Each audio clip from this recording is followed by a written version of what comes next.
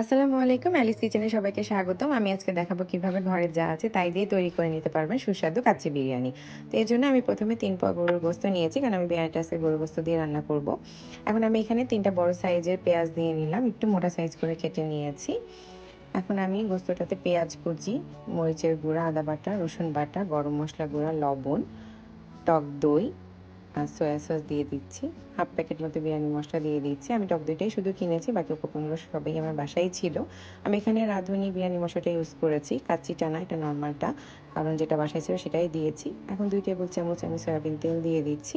সবগুলো উপকরণ ভালোভাবে হাত দিয়ে মেখে আমি এটাকে 2 ঘন্টার জন্য নর্মাল ফ্রিজে মেরিনেটের জন্য রেখে দিব। এটা অবশ্যই নর্মাল ফ্রিজে রাখবেন, মেরিনেটটা খুব ভালো হয়। কারণ আমি এখানে হাফ কেজি বাসমতি চাল নিয়েছি। এখন আমি পানিতে লবণ দিয়ে পানিটা গরম করে নিচ্ছি। পানিটা গরম হলে আমি চালটা দিয়ে দিব।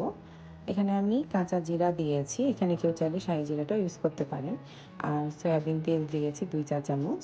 এখন আমি চালের পানিটাকে ঢেলে চালটাকে ঝরিয়ে নিচ্ছি।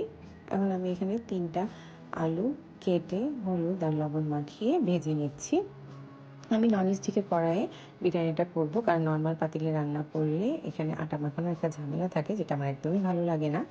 তো আমি এখানে হাফ পরিমাণ চাল ঢেলে দিলাম। এখন আলুটা সাজিয়ে দিব।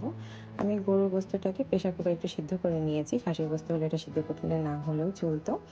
এখন আমি গোস্তটা ঢেলে দিলাম। বাকি চালগুলো এখন আমি উপর দিয়ে দিয়ে দিব। আমার সাজানো হয়ে গিয়েছে। এখন আমি এখানে কিছু বেরেস্তা ভেজে নিয়েছি। বেরেস্তাটা আমি ভাজা হয়ে গেলে উপর দিয়ে দিয়ে দিব। এতে ফ্লেভারটা খুবই ভালো আসে। অবশ্যই আপনি ইউজ করবেন। আমার সাজানো হয়ে গিয়েছে। এখন আমি ঢাকনাটা দিয়ে দিলাম। ঢাকনার ছিদ্রটা একটা কাগজ দিয়ে বন্ধ করে দিতে হবে। এখন আমি এটাকে 40 মিনিটের জন্য রান্না করে নেব।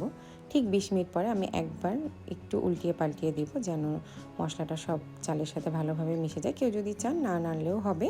এটা একদম 40 মিনিট পরে যদি ঢাকনাটা খোলেন, তাতেও দেখবেন পারফেক্টভাবে হয়ে গিয়েছে। আমি আবার 20 মিনিট পরে ঢাকনাটা উঠালাম। মাশাআল্লাহ, খুব সুন্দরভাবে রান্নাটা হয়েছে। ঘ্রাণটাও খুব ভালো এসেছে। তো যদি আমার রেসিপিটা ভালো লেগে থাকে, অবশ্যই আমার চ্যানেলটি সাবস্ক্রাইব করবেন। তো সবাই ভালো থাকবেন। আল্লাহ হাফেজ। আসসালামু আলাইকুম।